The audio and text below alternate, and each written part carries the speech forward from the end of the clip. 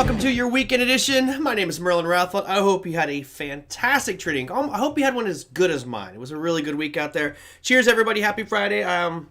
If you're drinking a nice frosty beverage, I encourage you to join in the festivities.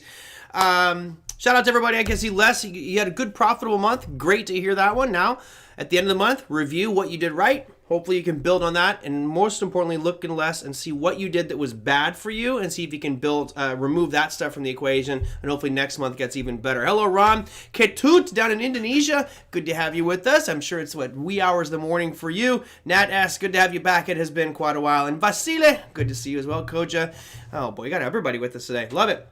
Okay, the topic is typical for Friday. It's kind of wide open, full spectrum, whatever you guys want to talk about. I obviously have the graphic up here with the trading week wrap up, talking about raining money because, of course, you know, we got Biden and the administration pumping $6 trillion in the economy. So I wonder what that's going to do to it. I wanted to start off by doing something a little different, and I hope that this works. I apologize if it doesn't. I'll rely on your chat to help me out here.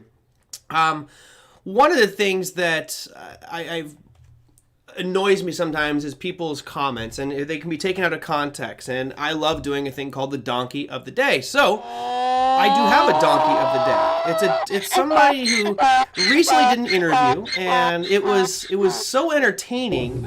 I had to just take a snippet of it and play this for you.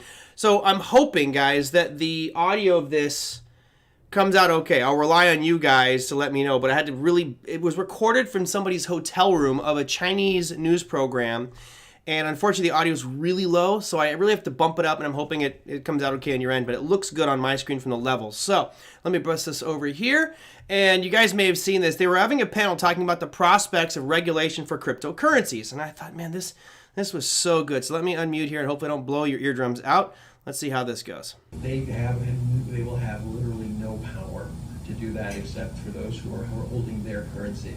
So if I have a cryptocurrency, it's outside the system. There's no controls by the government. And Chujiang, can you give me the worst scenario? What kind of a systemic shock it will give to the current financial system if Bitcoin is widely used in China or the rest of the world? Well, if Bitcoin will become the ultimate type of a form of the currency then adopted by human society, I can tell exactly what's going to happen as the worst scenario or the must scenario. We're all going to die. This is not a joke. Stop it right there. I'm hoping. Oh, damn it. It didn't come through. Sorry, guys. I couldn't figure out how to bump up the volume more. So, basically, what this guy was saying was, he says, I can tell you exactly what's going to happen from us using Bitcoin. And we're all going to die. And I was like, wow, that's a little bit of extreme here, that we're all going to die from using Bitcoin. Because when I first signed up for cryptocurrency, I really wasn't thinking that this was some sort of holy grail, some sort of tonic or digital code I could pump into my body would give me eternal life. That never was really on the level of my expectation. Oh, good, the audio did work for you guys. That was, I think, rather comical. So that guy, hands down, gets the donkey of the day. I mean, what a jackass, right? But if you think about it, he's actually right.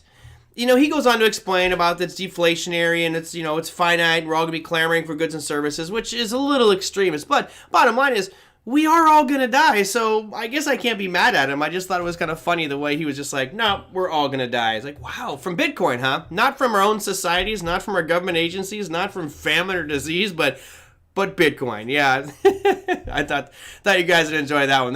I'm starting things off with that note, and I thought that would be a fun one for you guys to be entertained with. So let me get rid of this, turn off that audio.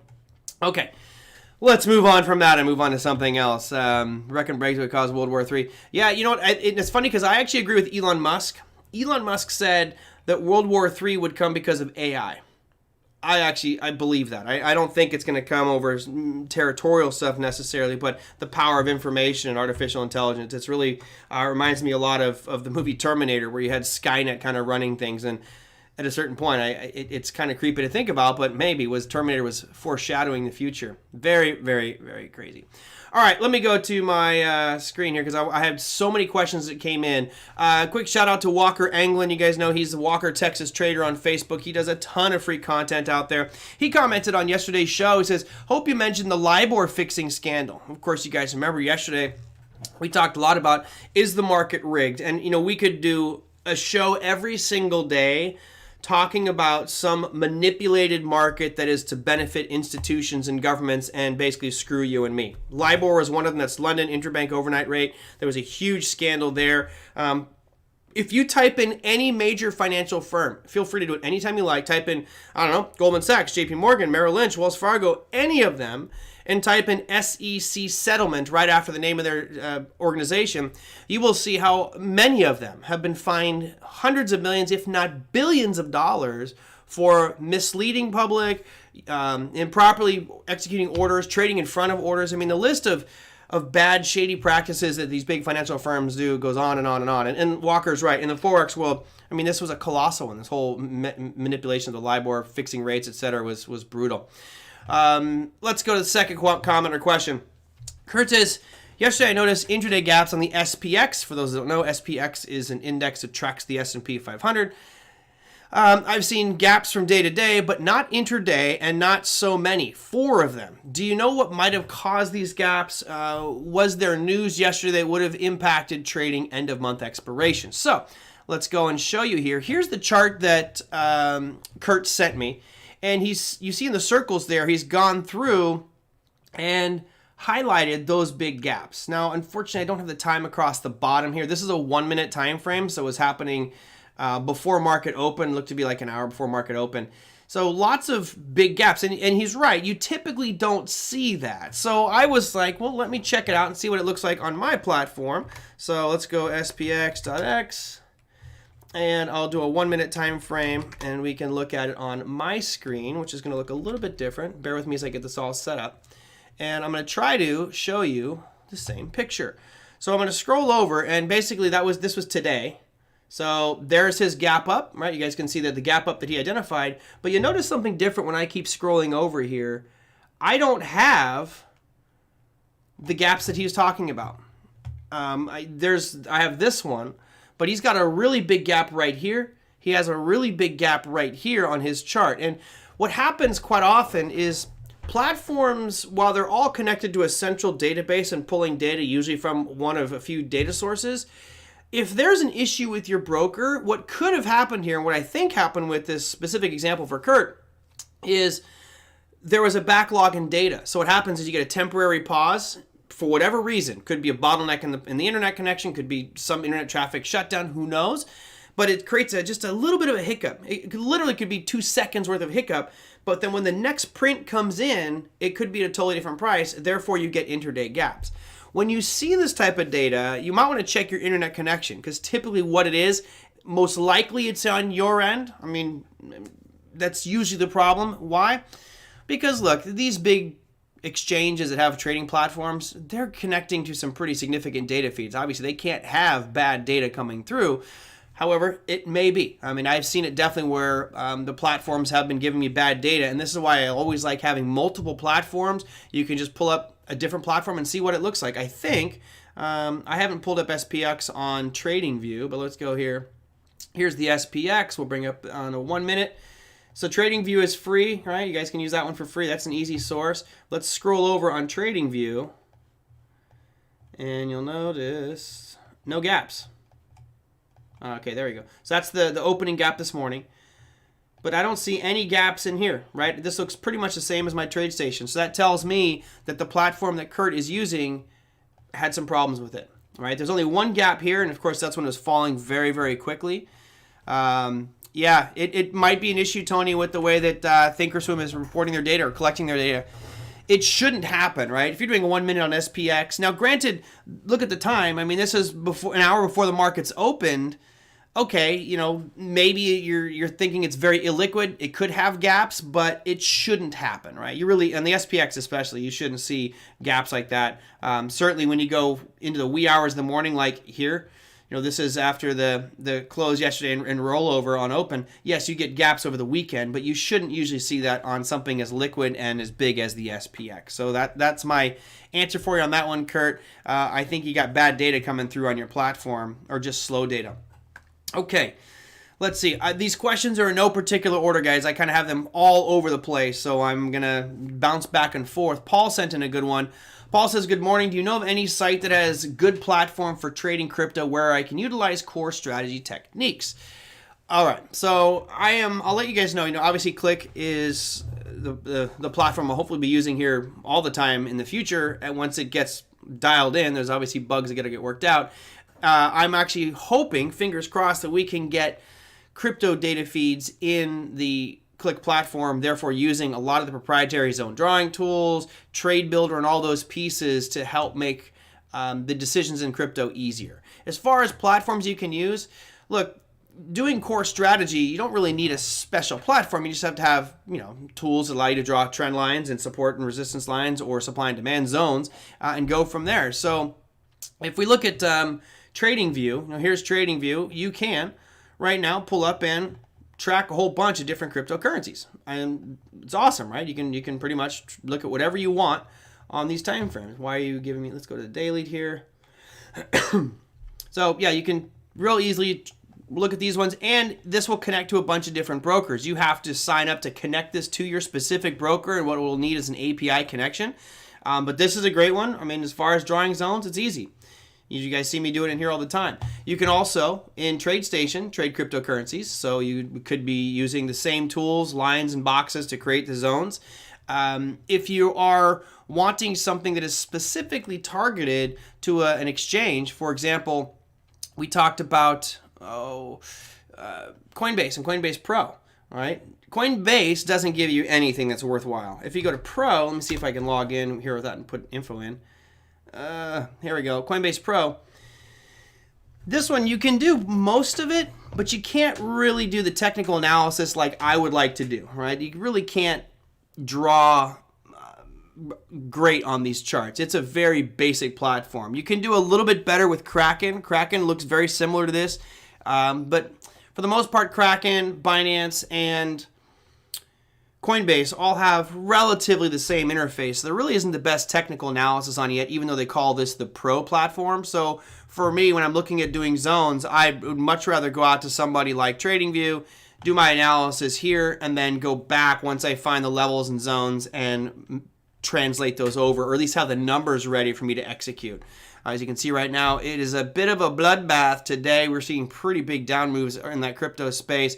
Ripple, Litecoin, Polkadot, Ethereum, and almost Bitcoin down almost 10%. Most of those are over 10% slides today. Bitcoin's only down 9.12%, but pretty ugly because we just broke 35, which I actually thought would have held this market today. But no, lo and behold, it did not. All right.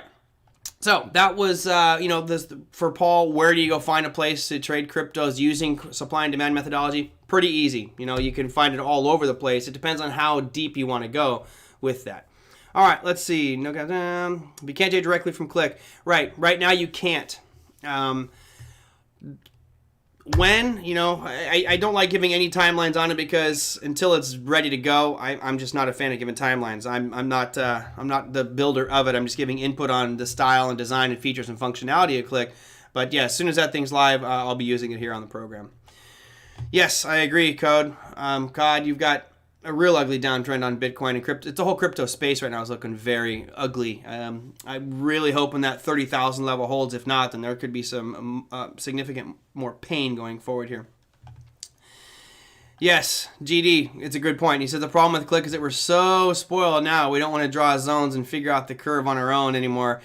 Yeah, for those that aren't Online Trading Academy graduates and know the features, they've put some really cool pieces in there to help make the education process seamless into the actual trading process. So it's pretty cool, but I told them early on, I thought when they gave the timeline for it, I was like, I think you guys are being aggressive. I mean, you're literally building from the ground up, not reusing any code. It's all fresh written code, which is millions of lines of code to do these platforms. So it'll be a while. Hopefully it gets done sooner rather than later. Okay, now per yesterday, I believe there may have been a misconception that when I was talking about scams in the marketplace and manipulation by institutions. And one of the viewers, I'm thinking, believes that I said that we shouldn't pay attention to the news. That is not true. Here's the comment. This is from ISO Dude on YouTube. So ISO, thank you for the comment. I appreciate it. He says, OTA Core Strategy said to pay attention to the news. Yes. I have it actually, I believe it's number 3 on my list. It says, ignore the news, but listen to every word of it.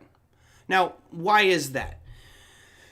Ignore the news because news is designed to manipulate and you just don't know what you can trust. All right. We all have, if you haven't seen it, you should watch The Social Network. I think that's, is it The Social Network? Yeah, The Social Network, the one about how Facebook and these other companies are really feeding out data and changing people's views and mindsets about issues, whether that's Democrat versus Republican, left versus right, religious views, political views, by filtering out all the stuff that's not relevant to you. It can start to augment your beliefs in things. So to me, that's what news is all about. News is, they need a sensational headline. They want shock value. They're going to say things that may not necessarily be true, but they've got to have you coming back for sensation, right? Like, nobody watches NASCAR to go, wow, I just watched 500 laps of a guy going around in a circle. You're all waiting for the crash, right? It's like, oh, come on, no one crashed today. That race sucked.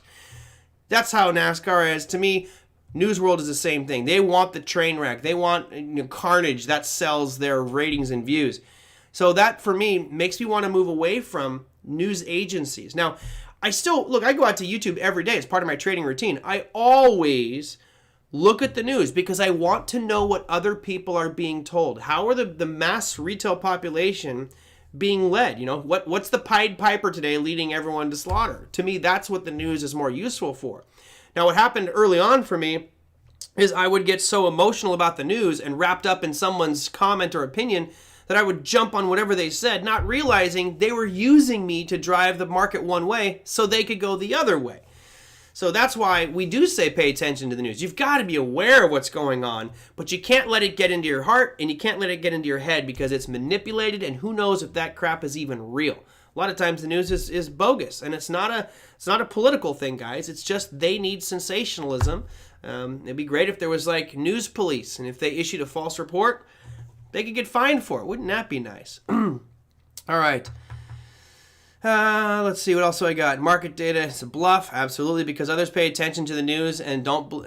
yep, exactly. That's exactly it. Social Dilemma. Thank you, Nat. God, it was such a good movie. It hurt me to watch because I've seen a few of my friends go the same way as the kid in that, who was just surfing around on specific titles, and all of a sudden Facebook kept feeding him more extremist stories, and all of a sudden it radicalized this poor kid. And I was like, man, it's terrible. It's not about the news, it's about the clues. Larry Jacobson. I can live with that. That definitely sounds like a Larry kind of statement. Absolutely. To me, again, you got to take everything with a grain of salt. That's why I prefer to look at charts. I'd rather just look at a chart and go, okay, is the news involved with that? I mean, I'll give you good examples. You had a lot of earnings this week. Some of those companies had blowout earnings, 200-300% of expectations, and they were down. Why would they be down, right? It's just priced in. So don't fall for the news and get caught on it. Have you ever compared open option interests and supply and demand zones as an odds answer? I haven't. Well, let me take that back. I have. I just didn't find that it was that beneficial for me. But I know some people that do look at it and find it beneficial. But for me personally, wasn't one that I wanted to spend a lot of time doing. I don't feel like it added that much value. Now, if I'm going to be building a big position at a demand zone, yeah, I'll go out and look and see, is there a huge open interest number there? Like you saw last Friday, Square was an interesting one. Square. So I had sold some puts at 200, and obviously if it gets to 199.99, I would have been executed and I would have owned Square. What was interesting is I'm assuming that there was a good amount of open interest, and some institution was basically going to get hit because right at the close, it popped up 2 cents and closed at $200.01. Luckily, I didn't get executed, collected my premium, and enjoyed it. But I do believe there is some manipulation to it, right? There is definitely some manipulation going on, but I just don't pay attention to that. And that's not to say that it doesn't have value or doesn't work. It's just not something that I pay attention to because, as you guys have seen, I pay attention to a lot of stuff. I can only do so much. Like have a nice sip of my Banded 9 whiskey today. Okay, let's keep on. Woohoo, that was a good one. Let's keep on going with the questions here. And again, if you have them, like Tom just did, put question marks before it if you guys are new. That lets me know that you want questions specifically to me. That's a good one too, GD. He says, she. Sorry, I always get that wrong. She says, if you ignore the news, you're uninformed. If you listen to the news, you're misinformed. Read the charts. That is a good one. I like that. That's almost a t-shirt. All right. Where's the dog? I don't know where he's out there somewhere. Hopefully the doorbell doesn't ring again. Okay. This question just came in. I was actually showing it to you. I thought this was interesting. Lee says, what do you make of Biden's retroactive capital gains tax? BS. Well, look, I personally don't think it should be retroactive. I think that's kind of wrong. But of course, as the talk is coming to market about this, he's scrambling, or people are scrambling to get some, trades done, so they're going to get locked into lower capital gains tax. Now, the proposal is for it to jump from, I think it's 23.8 to 43.4. That is massive. So if that was across the board, I'd be livid. That would really piss me off, because that's going to hit me in the wheelhouse quite a bit, because I do a lot of capital gains, especially short-term and long-term, right? Now, if we look at who this is going to impact, it's for people who have I think it's $1 million worth of income. So for most people, it's a non-factor, right? You just move things around so you stay under $1 million of income, and it's not going to give you an issue. So I don't think it's that bad of a deal personally, because it's not. I mean, I'm not going to get hit by this one. And if I was close, I would do some things to drop my income to get lower, right? You can do certain donations. You can open up specific contribution pieces where you can actually drop your income from a taxable perspective. So again, that's all CPA stuff. But for the most part, I don't think it's going to impact that many people. Should the rich be paying more taxes? That's a debate that I don't want to have on this show. We all have our opinions about it, but it doesn't necessarily. This shouldn't impact me, and I don't think it's going to impact most of you. So go ahead and make it retroactive. See what I care. Let's see. Next one. What do I think about Boeing? We've got the BA, the sheep.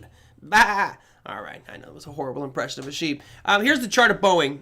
Now, if we look at what we've been talking about over the past week, which is really a lot about trends, about rule-based planning for breakouts, and when do we see a market turn or reverse, with some good topics this week.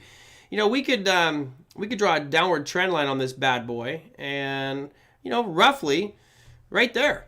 And I think we'd all agree that it looks like Boeing, not only has it broke the trend line, 2 weeks ago, but it's ripped through these most recent highs.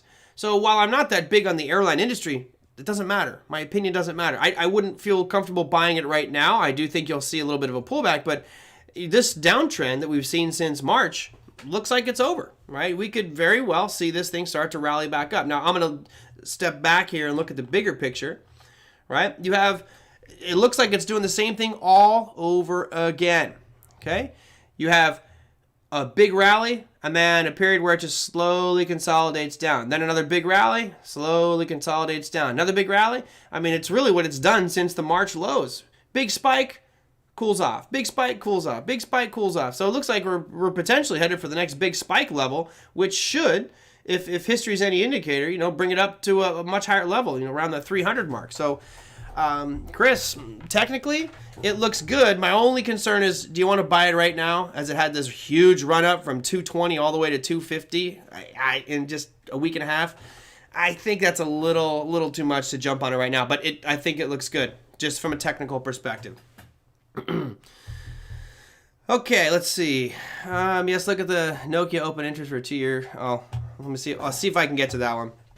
See a lot of strikes with hundreds of contracts next to a few that have thousands. Yeah, and usually what you'll see, it's around. That's why I like David Warner's quarter psychology, or Josh Loquist in Trading the Dimes. You'll generally see it around pretty big, significant numbers, nice whole numbers. Now, yes, most options contracts are in round strike numbers, but it's the bigger numbers, like the 50s or the round 100 numbers, that you really start to see those numbers pile up. All right, so Chris, that was Boeing. I'm going to keep going here. And again, if you guys have more questions, send them on in. Try to get through all these today. My question is, on the QQQ and Facebook, where do you have a stop loss on those trades? Facebook, I'm out of. I'll bring up FB. It was basically a break above that high, so it was out yesterday. QQQ, I'm still in. I'm not out yet. I'm letting this one run a little bit to about 337. That's that high that we achieved back in mid-May. I didn't like the way we were positive today, but we ended on a nice note for me. I'm still bearish on this one, although it's really not getting much follow-through. Oops, I'm sorry. It's not getting much follow-through on that price chart. You know, we had a nice little shooting star end today, but really for 4 days, it's just traversed sideways on here. So not feeling super confident on it, but I'm not getting out of it just yet. Right, I'm going to keep this one. If we get above 337, probably 338 is more like the number. I'll just jump on it and jump out and take a little bit of a loss. So there we go. Ooh, Kenyatta. I like that name, Kenyatta. If you're new, Kenyatta, hit that subscribe button. We do this every day, except the weekends. Let's see. What do you think is a good target for Freeport McMoRan, FCX? Let's go into FCX. Okay. Right now, if we look at what's going on with Freeport, it's not the most exciting, right? All in all, the trend is epic. Like, honestly, I kind of kicking myself because I was looking at Freeport way back in early 2020 going, all right, I could definitely see this recouping a lot of that recent sell-off. I did not think we'd get up to that $45 mark on FCX, but gotta love commodity space. From a technical perspective, you know, it still looks strong. It just feels like it's getting a little long in the tooth. So as far as where a target is on this one, been long since 12. Oh, that's Scott McCormick. Yeah, no problem. Hey, Rogelio, good to have you. Good to see you. With Freeport McMoRan, you know, I'm kind of thinking to wait if you haven't gotten in yet. Oh, sorry, this is I'm used to drawing on different platforms, so I keep bouncing back and forth. I'm going to actually put this right against the bodies, which is right around $40.70, and I'm going to put it up against these highs that broke out up here. So that's right around 45. So it looks to me like right now between, call it 41 and 45, you'll see this thing be a little bit range bound. Once that breaks, you can obviously see on this daily, I have no reference for upside targets. I'd have to go out to something much, much bigger. And when we do that, you can start to get an idea of where it may run to. You know, the one that screams out at me is right around 48, right? You've got actually a little bit lower than that, pretty much where we hit this last month. And you guys can see this long topping tail. Looks like it came right up into this area of supply that goes back to 2012. After that, the only level that I look at on the monthly time frame and just go, that's juicy, it looks delicious, is at $54. But that goes all the way back into 2011. And I know what you're thinking. Many of you are probably going, come on, Merlin. A level from 2011, that's not valid. There's no way there's orders still sitting there 10 years later. And you would be correct. No institution is going to sit there and have an order still in the system for 10 years. It's not going to happen.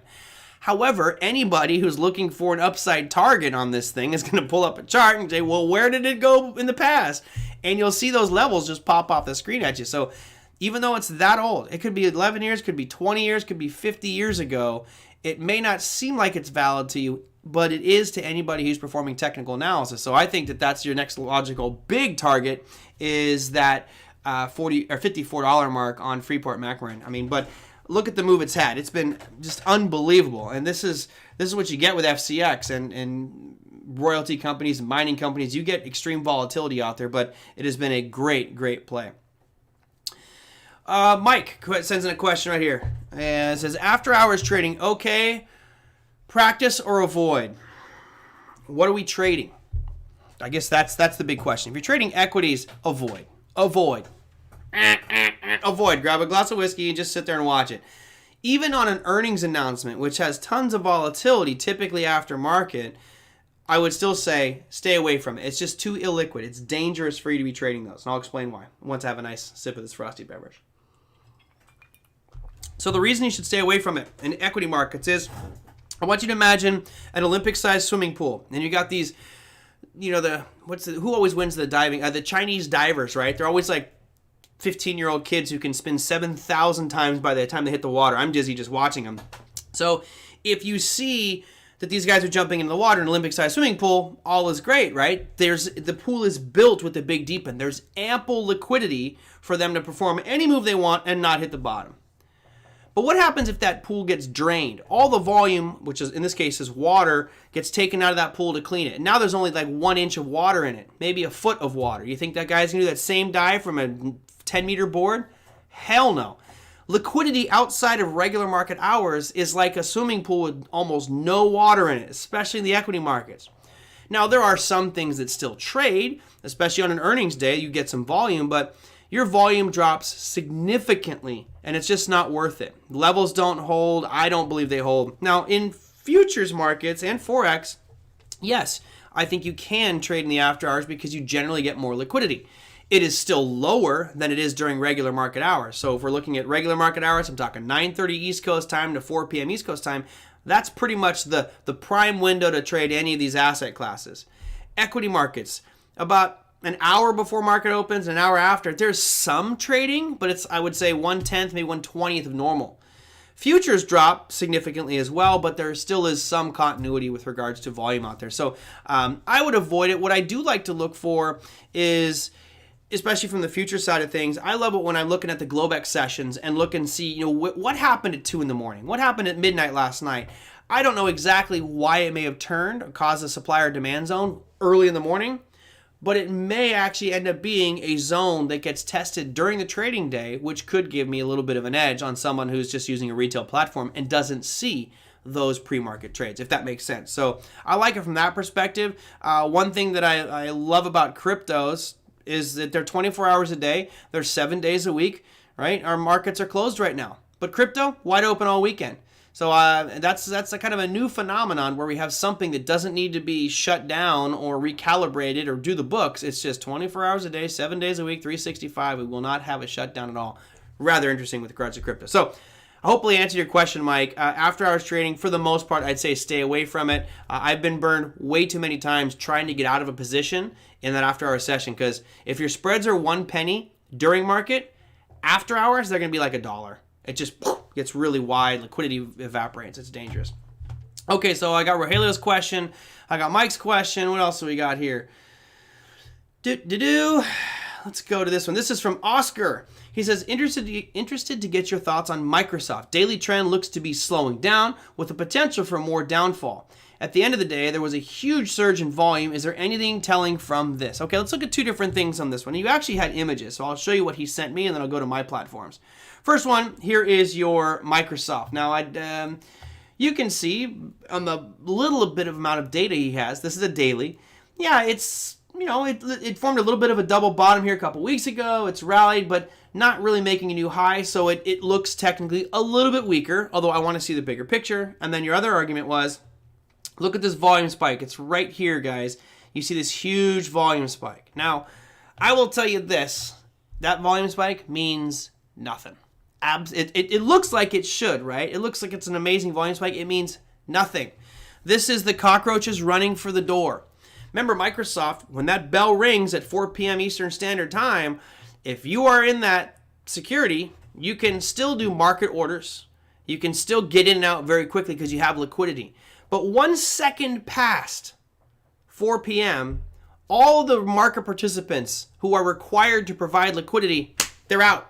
I mean, it's not even a choice. It's automated. They're out. They don't no longer required to put any bids or offers out there, so everything disappears. So what happens at the end of the day is almost every security has spikes in volume. I'll show you right now. We'll do it on a 1 minute time frame just so you can see it. I'll bring up Microsoft. And this was yesterday that you brought this. Look at today. Everything seemed normal, right? Every 1 minute you're doing about 19,000 shares of, that's even about average, 19,000 shares of Microsoft traded every minute. Then we get near that last 15 minutes and it jumps to 23,000, 42,000. In the last minute, 59,000 shares of Microsoft traded in that last 60 seconds. You can see the big spike. But that's the same thing on the morning. Let's go all the way. Ooh, what happened here? Oh. All right, so here you see the big spike in the morning. But yesterday, huge spike on the close. No big deal. Nothing really. It doesn't give you any real clues. It basically just means people were scrambling to exit their positions by the end of the day. That's all that one means. Now, the bigger question you had was on Microsoft on its overall trend. Look, if we go back to our discussion we had, I think it was on Monday, talking about reversals, I don't see Microsoft reversing right now. Could it? Absolutely. But let's just steal this trend line that I drew over here, and we'll put that up there. And let's see if you guys can see this one. I'll put it right here because this is the easiest trend line point. Yeah, it actually look it popped down below that trend line, but it's still trending up. Yes, I missed those 2 little pieces there. It's fine. For those of you who want it, I'll incorporate that one in there. You know, it's still looking like it's trending up. So if it continues to make higher lows and higher highs, then I'm still bullish on Microsoft. You know, this little sell-off it had 2 days ago, yeah, it's a little pullback, but nothing that bad, right? It's not really that detrimental to the overall trend of Microsoft. Still looks great. So from that perspective, I am definitely still bullish on what's going on out there with Microsoft for Oscar. Okay. Man, I went through all my questions. This is good. Let's see, what else do I got? I should be getting Scott McCormick on the program here soon. He usually comes on the beginning of the month, so I'm going to have to book him. Haven't had a lot of guests on lately. Mario says, why is there even trading for equities pre and post? Why not leave it to only normal hours? Because somebody was complaining and well, first off, institutions could have done it, could trade after hours, so definitely have to open that door to the retailer population as well. I think that you should have after hours because there might be a certain situation or time where something happens and you just have to get out of a position, right? Sometimes there were days back, I don't do this anymore, but there were days in the old trading floor where I'd be in a position and I'm literally waiting and waiting and waiting for the market to close because you know, historically there'd be this surge at the end of the hour or at the end of market, and next thing you know, the bell rings and I'm like, oh shoot, I've got this position. Now what do I have to do? If there wasn't the after hours thing, I would have to hold it and assume all of that risk overnight, which I just didn't want to do as a short-term day trader. However, I did have the option, if I chose, to go out and put some limit orders, because you can't use market orders in the after-hour session on equities, and hopefully get filled. So I didn't have to take home that stress with me of having that position, because some of my positions would get rather large, and you know, you're going home overnight with 10,000 shares of a volatile stock. You're not sleeping real good, all right? You need some ulcer meds, I'm telling you. Let's see. Mike says, which MJ stocks would you use to see a sector change has occurred? ACV has a high. Well, you kind of said it. You answered your own question, Mike, which is which cannabis stocks would I use to see if there's a trend change? I wouldn't use a cannabis stock. I would be using the industry, because you said when you can see if the industry is changing. Sorry, a sector has changed, then I would use a sector ETF. So when we looked at this the other day, you know, we could look at ACB, which we did this just the other day. You know, you see this thing ripping right now. And the good news on ACB is it just broke above, and we had this mapped out. You just broke above that $9 mark, which we were looking at as potential ceiling for this one. Now you're in the next one, $10. I mean, it's looking good from a turnaround perspective on ACB. You look at Tilray. Right? Tilray, not as good. It's still moving, but it hasn't made a higher high. It's sideways, which means it's basing, fine, but that doesn't look that great. Cronus, right? Cronus actually just broke above today on this level, but MJ would be my proxy. And I'd be looking at this saying right now, it looks like we are just about to reverse this big downtrend. You know, you got a spot right around $22, which we tapped our head against today. You know, this could be that turning point for cannabis, right?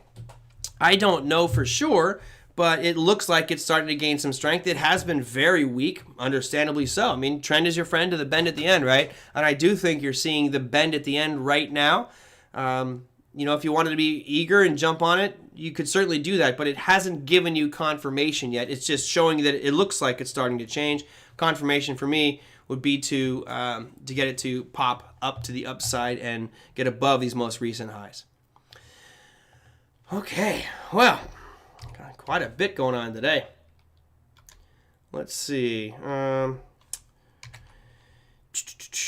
sec. I'm trying to bring up some ticker symbols here. Unfortunately, I don't get that ticker symbol. Eyes on ZB. Will it find the bottom and start trading up? I don't get that futures contract on my platform, unfortunately. You know, dab nabbit. I had a great graphic for you guys. Part of the show topic I was going to address was inflation. And I want you guys to see this one. See if I can download this and copy it over to you guys. Copy image, and we'll put it inside this piece here, just so you guys can check it out. It's cool. We've talked about inflation quite a bit, right? And a lot of people saying there is no inflation, da-da-da-da. And I contend that that is not true. I think we have definitely seen some inflation. And I'm going to zoom in here on just a little bit of this. It's actually a 2-page thing. I'll show you both of them side by side. So bear with me as I set this up. It's going to take me a second. And we'll go CV. Okay. So the argument is that inflation's not there, right? People say, oh, no, it's not there. It's everything's fine. There's no inflation, blah, blah, blah, blah, blah. Well, I think I disagree with that. And I want to show this graphic if I can do it in time. The beauty of me trying to do things live sometimes is a little bit challenging. All right, so what it looks at is candy bars. It may sound stupid, but candy bars. And there it is. Okay. So candy bars, you know, there's the Big Mac Index. You guys may have heard of the Big Mac Index. With candy bars, we're looking at this right here. You can see size matters, right? Candy bars. We have no inflation. This is from 2014 to 2018. Look at the Snickers at the top. A 4-pack Snickers used to be 232 grams. 4 years later, it's 167 grams. So the prices have remained the same. And sadly, this is the metric that CPI and PPI numbers are looking at, is the cost of a Snickers bar. It doesn't say that the Snickers bar has fundamentally changed by 28%. It's dropped its value to, or its quantity, 28%. Toblerone. God love Toblerone, right? Used to be 200 grams. Now they're 150. Twix bar. You're telling me you're going to cut back my Twix bar? Yeah. You know, the twin pack on the right-hand side of your screen used to be 58 grams. They took 8 grams of my chocolate caramel goodness and made it go away. So to me, there is a lot of inflationary pressure out there. I think that this, again, will be one of the topics du jour and get much more fanfare going forward. I think this is a discussion that the administration is going to have to address head on. I think it could get real ugly going here shortly. So, yeah, Mike, I don't have interest rate products for some reason. I know I don't pay for that data feed. I might be able to pull it up. I might be able to pull it up on the TradingView. Let me see if I can get it for ZB.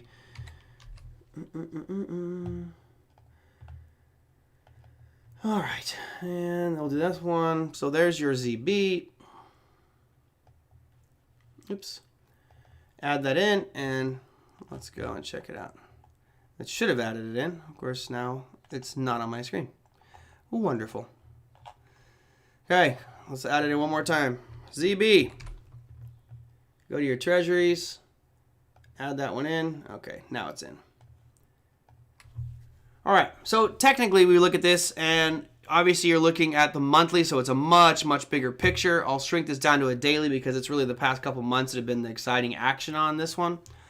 All right, this goes back to what we talked about, which is the trend was decisively down since February of 2020 and really accelerated at the beginning of 2021. It's bottom, it's basing, and you know, you could make the argument that this is now in somewhat of an ascending triangle pattern right here, where you could take it across these lows. I like to do through the bodies, and we have this pattern forming. That is a sign of strength. So, oh, does it? It's funny. I'm not a trader of those. So thanks, Mike.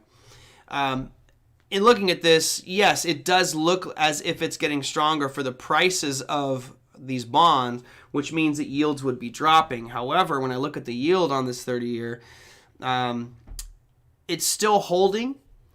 But if we can maintain this current trajectory, let me get rid of some of these lines on the 30-year. This is the 10-year. If I maintain the current trajectory, it looks like it's making slightly higher highs, or slightly lower highs, excuse me, but we're basing. We're coming right against that same horizontal low point. So I'd be looking at something like this with regards to making the decision on whether to go long or short on that 30-year or the 10-year, because you can have pretty much the same picture. Right now, it just looks like it's consolidating. And when things consolidate, it's best to wait than try to anticipate. I would prefer myself to take breakout trades on this just because it could consolidate for a long time. So I'm going to wait for it to do something before I finally jump on. But there you go. Big Eb, gas, wine, liquor, steel, lumber, chicken, all up over 10%, some up over 50 to 150%. All things I use. Yeah, no inflation. Yeah, I don't know. This is like the greatest. In the movie, The Usual Suspects, I think that the phrase that Kevin Spacey says, the greatest trick that the devil ever pulled was making people believe that he existed or didn't exist. I forgot the exact quote. It's something like that. It's like, how do we not believe that inflation's there when you can just look at the price of everyday items? I mean, even lumber. Lumber has been one of the most crazy ones. I'm glad I don't trade lumber because I would probably have had a heart attack by now. But look at the moves in lumber. You see the way these candles are all like solid? They end right at the dead high and start at the dead low. These are all lock limit. I mean, this period of 3 weeks, it pretty much was lock limit up or down every single day. Bizarre to see that happen so often. But yeah, there's crude oil, there's lumber. Crude oil was moving up, but that's not as extreme. You look at things like corn. I mean, it's across the board. Inflation it didn't exist. Proven. Thank you, Tom. I'm moving too fast. It's the weekend. Maybe it's the whiskey talking, but yes, proved it didn't exist. It's a good one. It's a great movie, by the way, if you haven't seen it. I love that movie. So, yeah, I don't know. I have a hard time believing that this can continue to get swept under the rug of, oh, yeah, there's no inflation, no inflation, no inflation. I'm going, man, this might be the most inflation I've ever seen in my lifetime. And given the fact that you're going to now put in another $6 trillion plus the $8 trillion you put in over the last year and a half, I'm pretty sure that any economics professor would go, that's what we call leading to inflation. When you put that much currency out there, you devalue your currency. What are we going to call it? Change our name to the Weimar Republic, or maybe go to the Deutschmark? Scary thought. All right, enough of my rants. No more rants today. Let's go. Oh, we're by the way, we're almost done. I don't know if I'll do it. Well, maybe we will for June. Maybe pick something different. Tell you, the 100 push-ups a day has definitely gotten easier. I still am sore. I hope that everybody here is continuing on. I know some of you probably took some days off. I haven't seen you being very vocal about your challenges out there, but it's Friday. Get out there and do it. I usually take Fridays off, but I'm going to do mine on Friday today as well, just because I want to keep going. And end the month strong, get myself 100 push-ups all the way through Monday, and then maybe we'll reevaluate and do something different. What number do you want? 2%? Yeah, you're talking. You guys are 5 when asked what 2 plus 2 is in 1984. Oh. Let's see. Here's what we got cooking for today. And I just wanted to bring this one up because there were some pretty interesting numbers that came through here. Now, of course, given all the stimulus and unemployment benefits, you would expect there to be some wild swings. But these are pretty big. Look at this line here under personal income. The expectation was we were going to see a sharp drop, right, from 20.9% increase in personal income to an anticipated decline of 14.2%.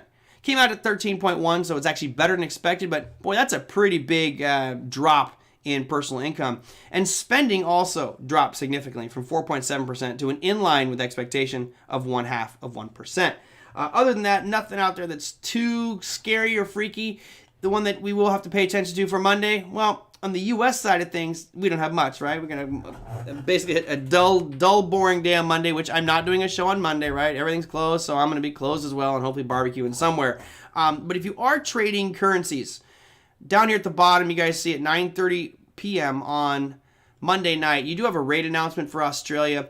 To me, this is going to be an interesting one, an interesting week, really, for Australia. You've got multiple announcements. You have a rate announcement, you've got GDP numbers, you also have retail sales numbers coming out for the Aussie dollar. And again, if you look at Aussie dollar, let me bring up AUD, USD, and we'll just sit down. Here's the Aussie dollar on a daily. It's really just been in a tight, compressed, narrow little range, especially given where it's come from. This could be one of those things that really vaults it out of that range. So keep an eye on this over the next week as some major announcements are happening for Australia. Can you add movie ideas under description? I think quite a few of us would enjoy watching the same movies. I can always put some movie titles in there. Depends on what you like. I have a weird, twisted movie sense, but I watch, sadly, and I admit it, too many movies, but I'm a movie-holic. Interest reserve next month will be better on. Cool, Tom. We'll look forward to get you back in there and get you on the challenge. I'll probably put something up there, and I'm gonna try to mix it up. Mine's either gonna be I'm gonna practice a German for probably half hour a day, or play an instrument for half hour a day. But we'll see how I get there. That's on top of my 100 push-ups. All right, that's gonna do it for me, guys. Before Big Ab starts to push me to get 1 hour show. Next week, I don't know. I think I have Sam Evans on the program. I think I got a couple guys coming on the program, but I don't know. I have to look at the calendar out there. Josh is saying I see some weakness with the Aussie US dollar. I do as well. The weakness that I see is really that it's not doing anything, right? It's traversing sideways. The rate announcement, they're expecting things to stay right at 10 basis points or 0.1%. So I don't see any shocks there. It's really about what they say about their economy going forward that could give clues as to further stimulus, or et cetera. It's the GDP and retail sales numbers also will give us some clues, but I do think you'll see a breakout this week of that range. All right, guys, that's going to do it for me. I hope you have a fantastic weekend. Memorial Day on Monday, so we will not be doing a show, so it'll be a short week again. Hopefully you guys do something nice and to have some sense of remembrance on Monday for all the freedoms and liberties that we have, and thank those that have helped us along the way. Thank you, everybody. Have a fantastic evening. Have a fantastic weekend. I'll see you on Tuesday. Take care.